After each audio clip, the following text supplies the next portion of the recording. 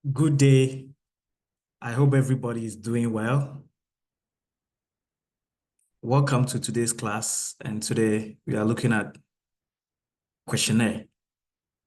I guess many of you have heard the term questionnaire, and those of you who are undertaking your research, you have seen this word over and over and over again. So what is questionnaire? Without wasting my time, what is questionnaire? So let's go into that. So questionnaire, according to the Cambridge Online Dictionary, is a list of questions that several people are asked so that information can be collected about something. So a list of questions. I will add a list of statements that so many people are asked so that information can be collected about something. So if I want to know what people feel about artificial intelligence, I can come up with questions and ask them to respond to the questions I will ask them. And through that, I will collect information about how people feel about AI, artificial intelligence. Let's also look at the second definition given by Question Pro.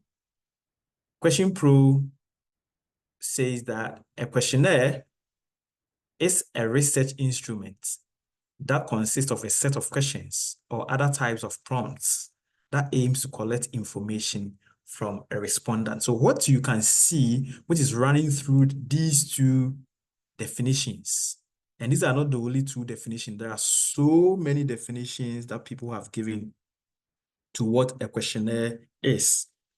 One thing that you can see, which is running through them, is information, information, information. And information is all about people's opinions, people's views about what people feel, the factual opinions, factual statements, factual ideas that people have about something. So information can be collected through questionnaire. Another thing that you can see, which is also running through, is that questionnaire is given to so many people. So it's not about the opinion or the perspectives or the perspective of one person, but so many people, several people. So these things should always be in mind. And also, a questionnaire consists of questions. It consists of statements. It consists of something. Without that, it's not a questionnaire. So take note of all these things. Now let's look at this thing that a lot of people normally have issues with concerning survey and questionnaire. So what is the difference between survey? You normally also see this term a lot. Survey, questionnaire, survey, questionnaire. What's the difference? So the truth of the matter is that these two terms are used interchangeably. Survey and questionnaire, they are used interchangeably. And they are almost the same, or they are the same in many contexts. However, there is a difference. The difference is that questionnaires are specific set of questions designed to collect data from respondents. They are typically used as tools within broader surveys. So surveys, on the other hand, refers to the process of collecting, analyzing, and interpreting data, which may involve questionnaires and other methods like interviews or observation. In other words, questionnaires are subsets of surveys. In other words, we get questionnaires from surveys, or questionnaires are part of a survey. So let me give you a little bit of example using a country. If you take a country like United States form part of the United Nations, even though the United Nations headquarters is in US.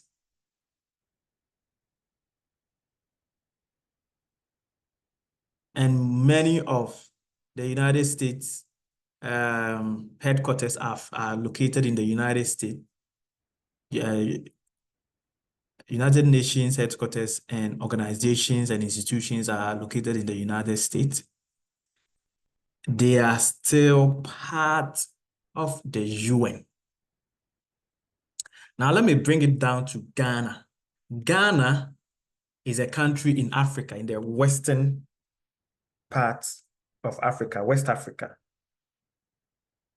So Ghana is part of Africa. So if we are using that here, that means the surveys here will represent the Africa, and Ghana will represent questionnaire. Now let's take Europe. If you take a continent like Europe, we have a country called the Netherlands. The Netherlands is part of the European Union. The Netherlands are part of the European Union. So in that case, the European Union is the surveys and the questionnaires are the Netherlands. But as I said, these terms are used interchangeably. And in most studies and in most documents and in most research, you see that the two terms are used together. So you see things like questionnaire survey or survey questionnaire. So when you see these things, remember that they are the same.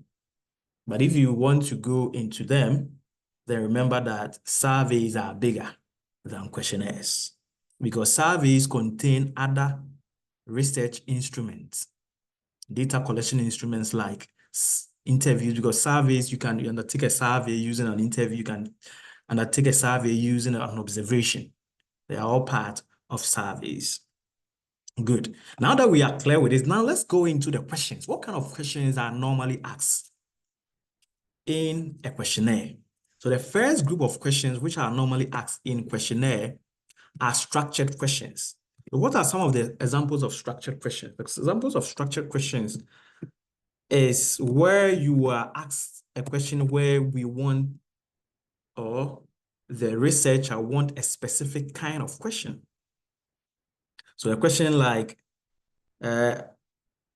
ranging from 1 to 50, how old are you? So if you are able to say maybe I'm 28 or I'm 27 or I'm 22 years old, then that has been answered. Also, a question like on a scale of 1 to 10, what do you think about artificial intelligence? Do you think artificial intelligence will bring, or what do you think about AI on the scale of 1 to 10? Or on the scale of 1 to 5, where 1 means you strongly disagree,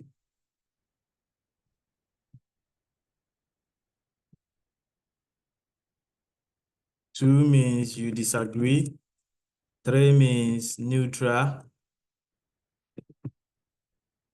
4 means you agree, and 5 means strongly agree. So on the scale of 1 to 5, what do you think about AI? The benefit. Do you think AI is meant to bring us any benefit? Or do you think AI is here to help us to be productive? Do you agree with that statement that AI will help us to be productive? Or it could also be opposite. Do you think AI will lead so many people on a destructive pathway in terms of the things that they do? What do you think? So when this statement is given, or when this question is given, you can strongly agree, disagree, and all. That is a structured question. You can also have an unstructured question. Unstructured question is where the questions are in such a way that they are open.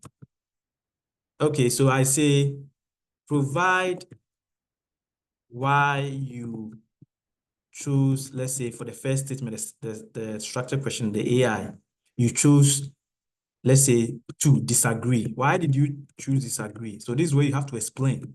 So this is unstructured. So here you have to explain.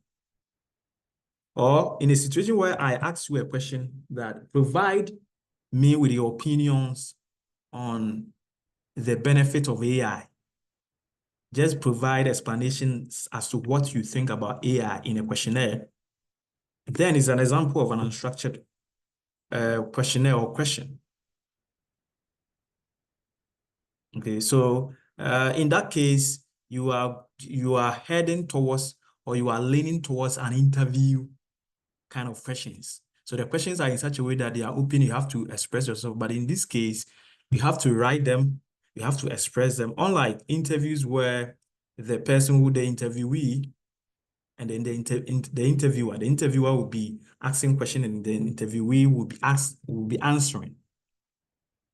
And then based on the answers, the interviewer will record them and later on transcribe them and pick the ones which are important, the information that are important, and then use them to write their research.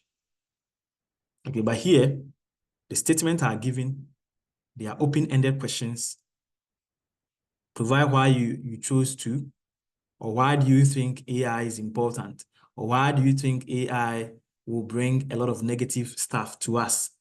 So when you answer such questions, then what you are doing is that you are undertaking a more of an open-ended question, which is an unstructured kind of questions. Now let's go at the last one. The last one is where in a situation where the two of them, and if I say the two of them, the structured and the unstructured are combined. Yeah, so this is where you have, that's a semi-structured. Okay, so semi-structured. So in a questionnaire where you have part of the questionnaire where you have the structured part, and then the part where we have the unstructured part put together, you can have a semi-structured questionnaire. Or in a situation where it is just one question, it is one statement in a questionnaire, and that question or statement is it just has an aspect of it which you have to just give an answer, and then you also have an aspect of it where you have to explain. Then it can also be considered as a semi-structured questionnaire. Now, let me move on to the next one. And the next one that I want us to look at is that then, in summary, what kind of questions normally appear in questionnaires? So these are some of the questions that you see a lot in questionnaires. So one of them is a yes or no question. Yes or no. Artificial intelligence is important for everyone. Do you agree or disagree? Yes, I agree. No, I disagree. Are you interested in living in your country? Yes, I'm interested, or I'm happy living in my country, or no, I'm not happy living in my country. So when you have a question where the answers, the possible answers, the potential answers that you are looking for are more of yes or no, then this is a more of a dichotomy kind of question where it's like you are just looking for just two things. You are looking for two items from the question. Then you can also have a demographic information. Demographic information is where you make a list of their age of the respondent. You ask questions concerning age. You ask questions concerning their job roles or titles, their income bracket, their race, their gender, their ethnicity. So these are more of demographic questions, things which are so particular to the potential respondents who will be responding to your question. Then we have the Likert scale type of questions. So this is where the questions or the statement are put in such a way that you rank them on a Likert scale. Normally, the Likert scale ranks, then the usual normal Likert scale, they rank or they range from 1 to 9. But there are situations where I've also seen people also are given that start from 0 to 9. Okay. But the majority of the studies that I have seen in the construction management background, they normally use 1 to 5. 1 to 5.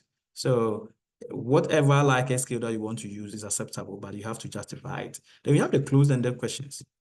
So the closed-ended questions are examples include a like a scale, or where a specific question is asked and a certain kind of answers or potential answers I waited for. Then open-ended questions are just like the unstructured questionnaires, where questions are asked and then the respondents are expected to explain or provide additional information about what is being asked. Then we have the multiple choice questions. So multiple choice questions, where questions are asked and possible answers are given. And then out of the possible answers, the respondents will select one or two. And in most cases, it's just one answer that the researcher expects that the respondent will choose. Then we have the multiple answer questions. The multiple answer questions is where the questions are asked in such a way that the respondents are expected to select a number of answers. So for example, maybe you ask a question to respondents that how many projects or which of these projects have you been part of?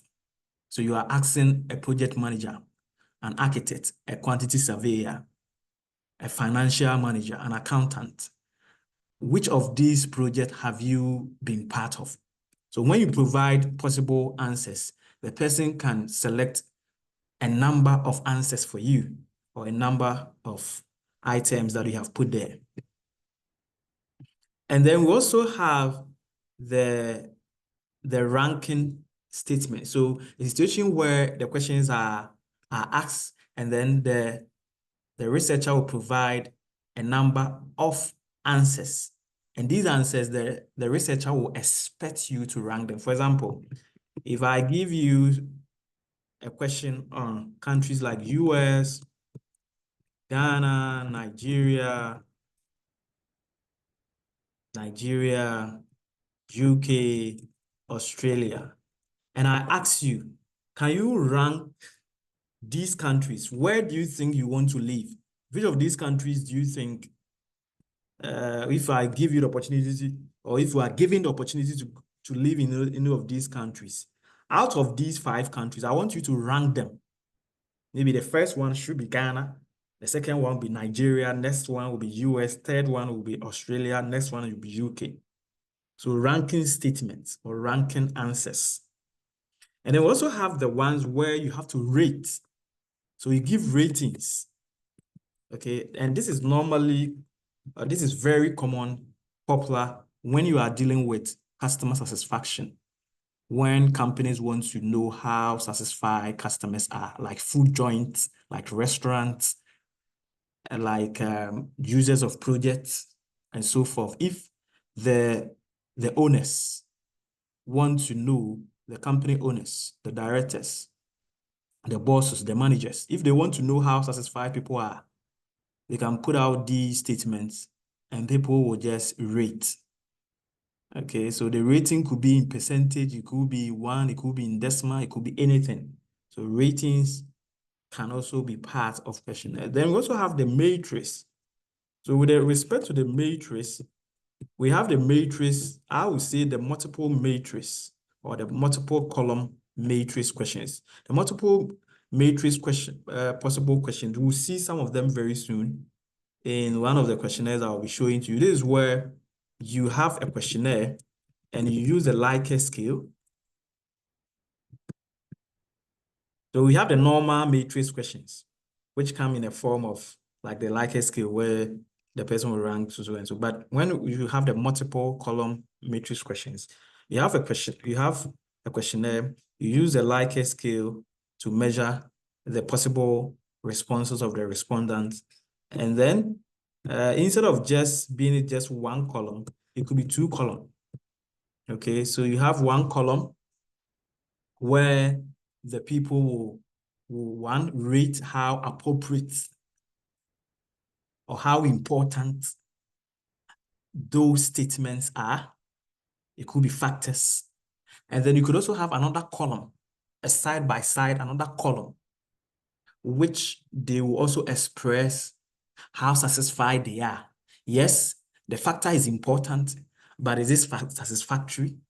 So you are trying to do two things at the same time, trying to kill two birds just with one stone. So that is the multiple column matrix question. That's how I call it. Okay, good. So these are some of the questions, and let's move on to the next one, the next section. So the next section, I just want to help you to understand the advantages and disadvantages of questionnaires. So questionnaires are very important. In fact, compared to other data collection instruments, questionnaires tend to be cheaper compared to them. Why? Because if you want to organize something like interviews, like if you want to organize something like face-to-face interviews, where you have to take a car, like you have to pay your fare, your lorry fare, your train fare, whatever fare, to go to where the interviewees are, you have to pay a lot. But nowadays, one good thing is that we do all these things online, so it kind of cut the cost a little bit. I mean, but relatively, the cost involved in undertaking surveys tend to be cheaper. Yeah, especially if it is involved, you are using emails and you are using any of the online platforms I'm going to show you to you very soon, then it's cheaper. You can get and analyze results quickly. Whilst you are collecting survey, most of the online platforms that we have nowadays, they have a way of helping you, of even any response that any of the respondents will give will quickly help you to know the kind of resource that you are going to have. They are easily scalable. It's easy to scale them. It's easy to distribute. It's easy to measure them. It's easy to work with them. It's easy to analyze. It's just like all these three are almost the same. You can use the results to make accurate decisions, especially in the business sense when you are dealing with the customer ratings and how people feel about your organizations and all that. Very good. Questionnaires can also cover any topic. Yes, questionnaires can cover any topic. Questionnaires are not meant for specific question. Any topic that you want to deal with, questionnaires you can use questionnaires to do that. Okay. But what are some of the disadvantages? What we know, and many of us, if you have involved yourself in questionnaire survey distribution before, you can see that sometimes respondents lie. They don't tell the truth. They don't tell the truth because sometimes one, they don't understand what you are doing. And in order not to offend you, they will just tick, tick, tick, tick, tick, tick, tick, and just say, I've finished it. But actually, you and I know they didn't give us the correct responses as we were expecting. So someone might not answer every question. Yes, and this is very common. That's why you have to do what we call data cleaning. So once you are done with your questionnaire, you have to go through all the questionnaire and see whether how you wanted the questionnaires to be responded have been responded to. If you see some of the questionnaires, if you get to know that some of them have not been fully filled, you have to take them out if they were not completed. They might interpret what is being asked incorrectly. Yes. And this is related to the first point where they could lie. Sometimes people don't really understand what you are doing. And I encourage everyone, which I'm going to show to you, that when you are putting up your questionnaire, you have to put out what we call a preamble. Within the preamble, explain what you are doing, because sometimes people don't understand what you are doing. You could introduce bias, yes. If you want a certain kind, or if you want an expected answers, a certain kind of answers, you may put in some things which will favor you. Yeah, and this can be done. And this is where sometimes people find a way to manipulate questionnaire data. They manipulate the questions, and then the rippling effects will also have impact on the results when the data is analyzed. Respondents could get survey fatigue. Yeah, if you send the same survey over and over and over again, they may not give you the kind of answers that you want. And that's in a way explains why respondent might not answer every question. Sometimes they get fatigued, they are tired of. And also when the questions within the survey are too many, they get tired. So now I have my questionnaire. I will show you a sample very soon. How do I distribute it? Good. So these are how you can distribute your questionnaire. You can do a face-to-face distribution where you print the hard copy. You do a hard copy of the questionnaire and then go around and give it to the potential respondents to respond. You can also send it to them by emails. By email. So you can compile the list of all the potential respondents and then just distribute the questionnaires to them. Nowadays, we also have a Google Forms, which I'll be showing you a sample very soon. You can also use what we also call Microsoft Forms. Microsoft Forms is almost like the Google Forms. And then we have the Quatrix software. We have the Survey Monkey. Then you can also share a link. Any of the links that you get from Google Forms, Microsoft Forms, Quatrix, and the Survey Monkey, you can put a link on the social media platforms like Facebook, Twitter, which is currently called X, and all the other social media platforms, WhatsApp and all that. And then you can also do telephone survey, telephone questionnaire, where you just read out the questionnaires. The respondents will respond to the questionnaire, and then you gather the kind of information that you want. But I personally will encourage you to use the other means instead of the telephone. Yeah, because the telephone, you want to call somebody. It's possible when you want to reach out to somebody, the person may be busy at work, or it may not be an appropriate time for the person to speak. So it is always good to send something like email. For emails and also sharing it on the social media platforms, anytime that people are ready, they can reach out to them and then just answer.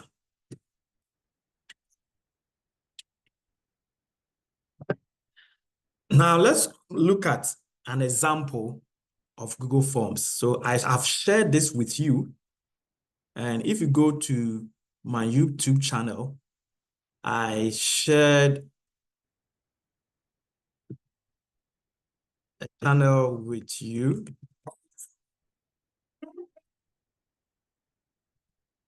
I shared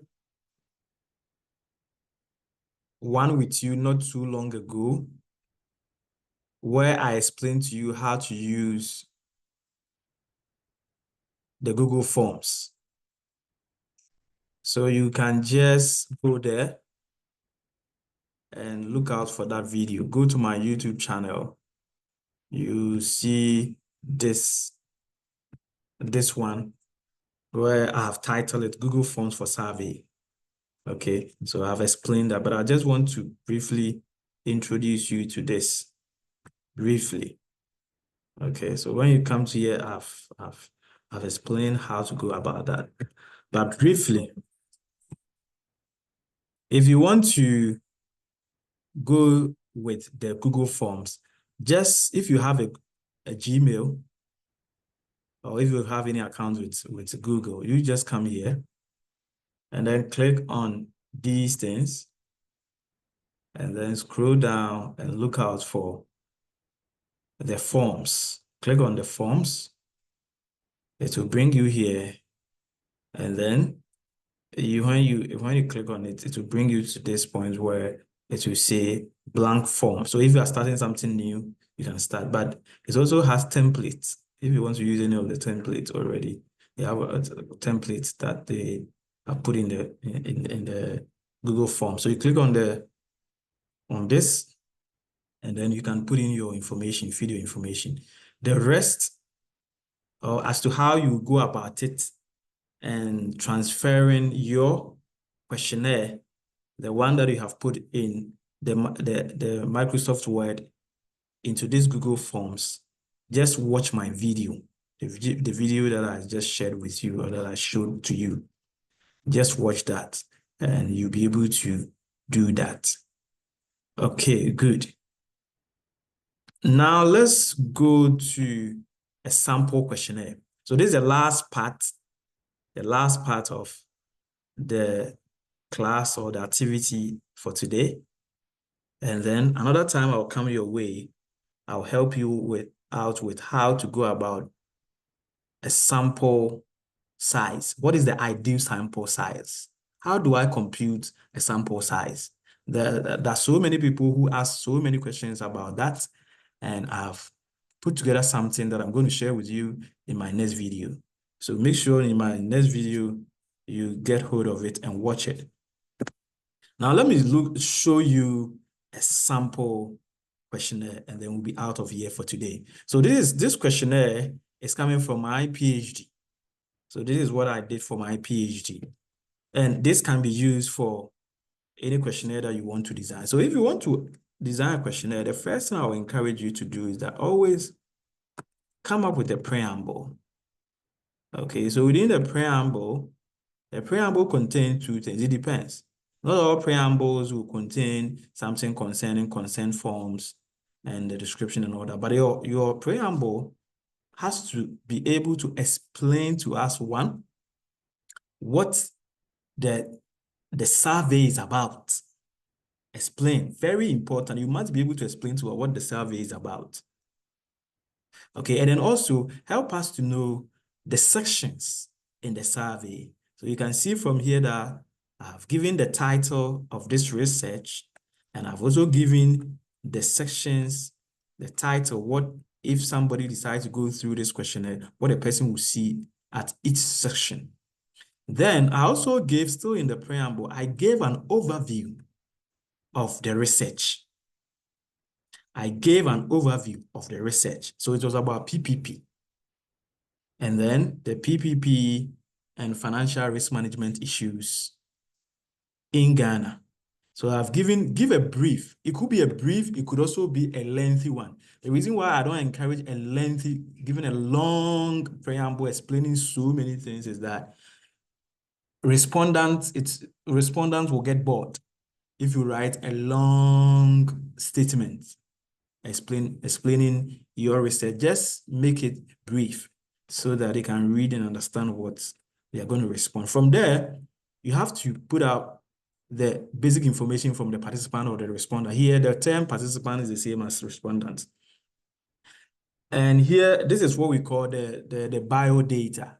Others term this as biodata. Others term this one as the demographic data. Others term it as the basic information. That's others term it as the background information. Whatever that you want to put it there, that's fine. So here you can ask questions like, what is your highest educational qualification? Which of the following describes your prime organizational role? In other words, what is the person's work, or what is the person doing at his or her workplace? Please specify your position in your organization.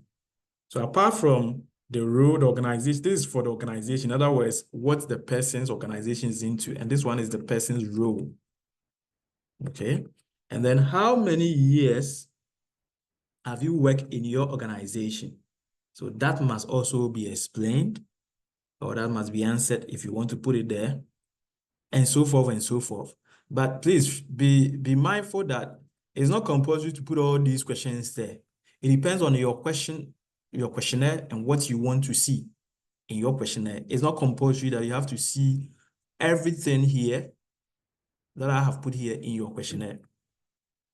The next one is that this can be part of the basic information, but if you think this is a little bit different from the demographic information, you can create another section where you can explain and also request for answers and explanations about some important things in the questionnaire or about the project that you are doing. So here, what I did was that I decided to to solicit for information concerning the basic information about the PPP project in Ghana.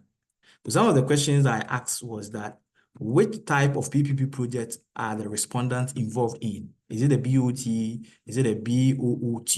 Is it the DBFO and so forth? What kind of sector or which sector is that project that the respondents are involved in can be located? Is that PPP project, is it located in the finance sector? Is it in the mining sector, manufacturing? What is the size of the project? And so forth concerning the project. So all these questions were about that. And then I went into the main issues. So concerning my research, the main issues which were in my research were that I was trying to look at financial risk. I was trying to look at critical success factors. And I was trying to look at performance of the PPP project. So I started with the financial risk. So this part is about financial risk. And the financial risk, so this is where the multi-column matrix questions came in. So I had two issues or two things that I wanted to get information about concerning financial risk factors. So one of them is the probability. How often do they occur?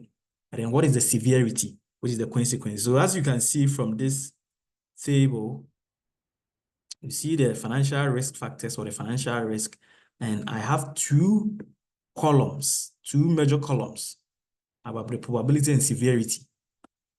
And each of them, 1 to 5, they have a meaning. So if you take the probability, for example, 1 meant very low, 2 meant low, 3 meant moderate, 4 meant high, and then 5 meant extremely high. Then when it comes to the severities, 1 is insignificant, 2 is minor, 3 is moderate, 4 is major, and 5 is catastrophic. Okay, great. So that's what I did for this section. Now, there's another section that I created for financial risk management processes. So this is different from the financial risk itself. So the processes, how is financial risk going to be managed? The processes. So I came up with these processes, and each of the processes, I started with the planning, which is the planning stage.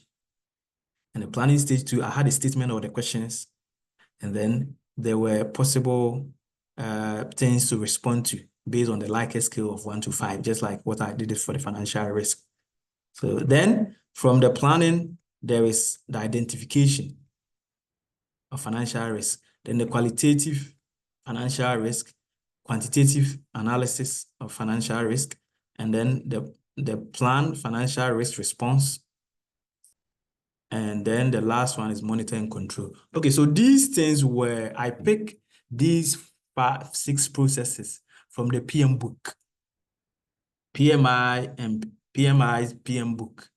They have 6 processes by which risk can be managed. So it's based on that I came up with these statements, or I extracted these statements from the financial risk management literature. Then I put them there for respondents to respond to them in the context of the Ghanaian PPP project. Then I have another section called critical success factors. Good. So these critical success factors are measures that can be used to manage the financial risk. Okay, this was separate, but in a way, these financial risk critical success factors, they have a relationship with the financial risk management processes.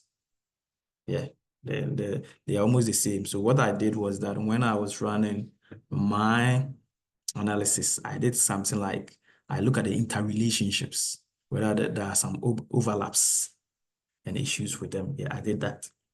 Okay, so these statements are here, which form another section. Then the last section was the financial performance.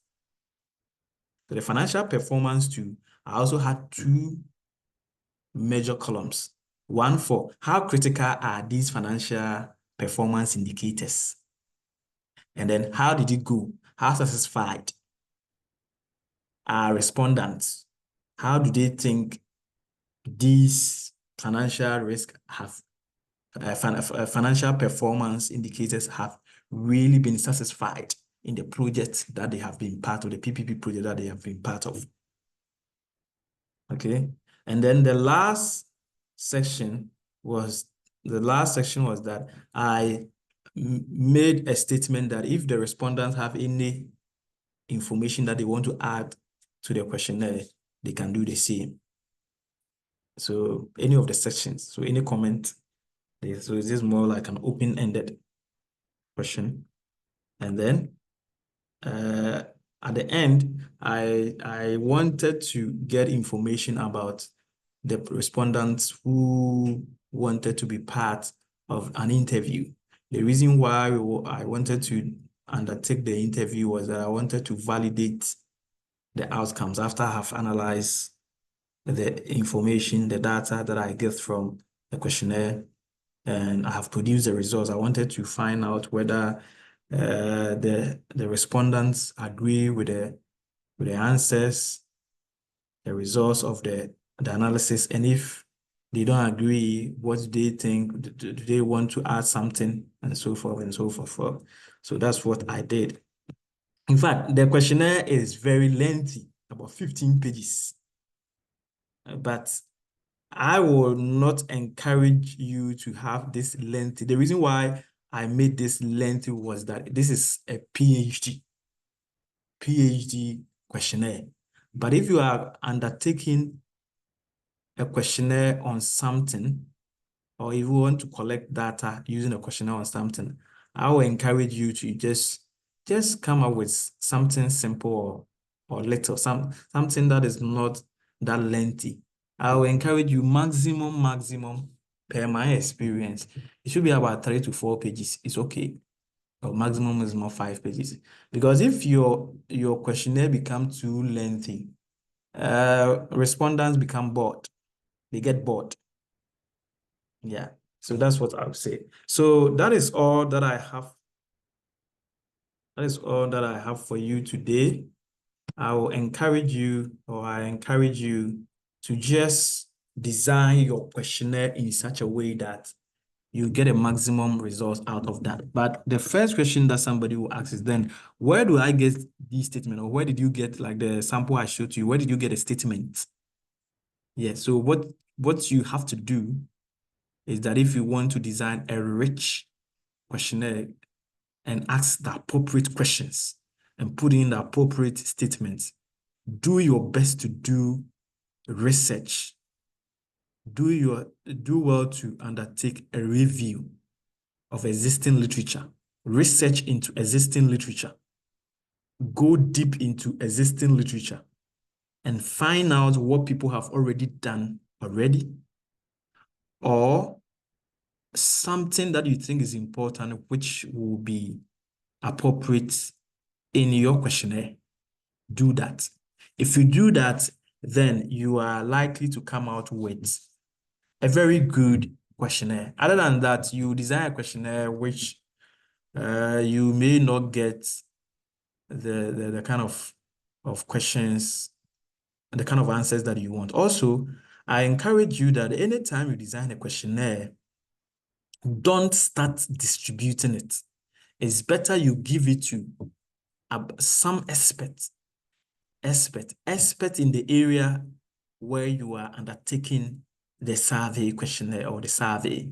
So for example, if you are writing something about circular economy, or you are writing something about artificial intelligence, it's good you look out for academics, lecturers, professors, researchers, scholars who have done studies on artificial intelligence and circular economy, for them to go through it and pass their comments.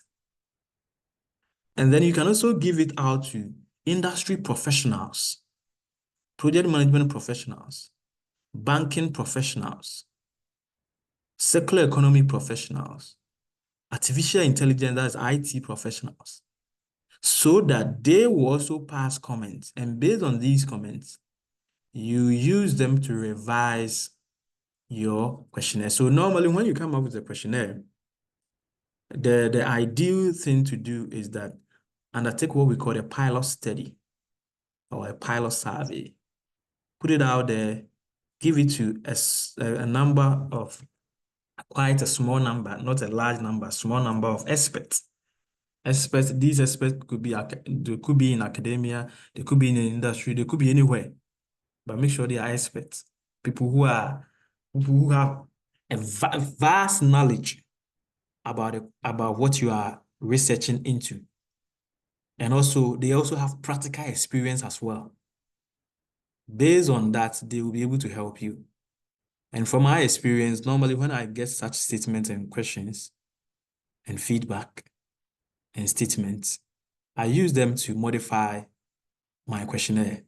I use them to make my questionnaire rich before I put it out there for people to answer.